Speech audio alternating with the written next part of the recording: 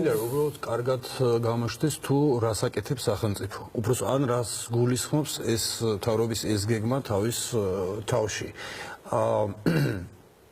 პირველ რიგში ძირითადად უმთავრესად ეს არის სოციალური გადაწყვეტილება სახელმწიფოს მიერ, როგორც ხედავ. და რას გულისხმობს? რომ ბატონო ზურაბმა თქვა, მაგრამ სხვა სიტყვებით რომ განვმარტო, რომ სახელმწიფომ სესხებელს და ეს არის დაახლოებით ამ ჯგუფში გადის, დაახლოებით როგორც აღნიშნე 33,000 ფიზიკური პირი, მათ რომელსაც უცხოურ ვალუტაში აღებული სესხის მომსახურება გაუძვირდა 50%-ით, დაახლოებით 50%-ით. ხო, აი ამ ჯგუფს ეუბნება, რომ მე შენ ყოველ $1-ზე 20 თეთრს აგინაზღაურებ.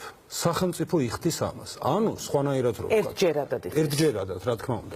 ახლა მას ქრონიკულ ხასიათს არა, უბრალოდ რომ კარგად გაიგოს მაყურებელმა, რომ ეს ხდება ერთჯერადად. გაქვთ სესხი, სხვა სიტყვებით ვიტყვი, ახლა თქვენი სესხის ძირითადი თანხა, თქვენი სესხი გადავა ლარში და დღევანდელი, იმ მომენტის კურსისათვის დაახლოებით 8%-ით ძირითადი თანხა შეგიმცირდებათ.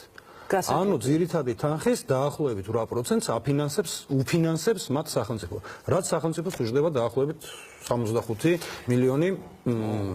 აი ეგ უკვე ცალკე სალაპარაკო. თუ შეიძლება ეს დავამატებ, ეს ის ნაწილი, რაც სოციალურს ეხება, თუ სოციალურად რატო არის ეს მნიშვნელოვანი სესხებლებისათვის და შესაბამისად საზოგადოების იმ ნაწილისთვის, რომელიც 33,000 პირია, ხო?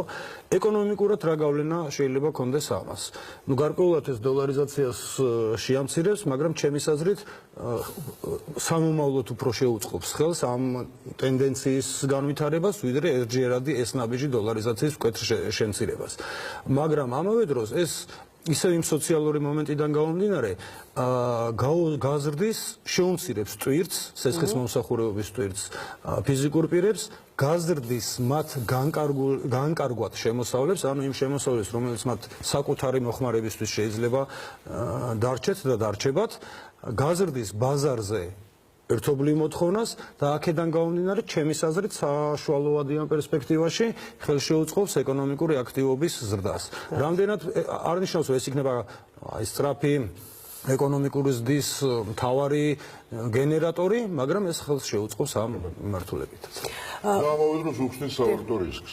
ხო, გასაგებია. მომავალში კიდე სამომავლოდ თუ ადგილი ექნება, მე არ მინდა რაღაც ცუდი ნიშნები გამომივიდეს, ხო? თუ კიდე ექნება ადგილი ლარის დევალვაციას, ამ პრობლემას, ამ რისკს, ეგრეთ წოდებულ ხეჯირებას, ხო?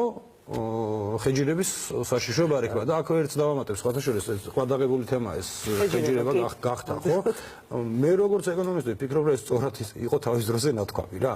უბრალოდ ამ შემთხვევაში, მათ შორის რა გააკეთა სახელმწიფომ და არ ვარ სახელმწიფოს მთავრობის აპოლოგეტი ამ შემთხვევაში ვაფიქსირებ, რომ ის რაც ობიექტური მიზეზების გამო, ხო, სესხებლებმა ვერ შეძლოს, სახელმწიფომ აიღო თავის თავზე.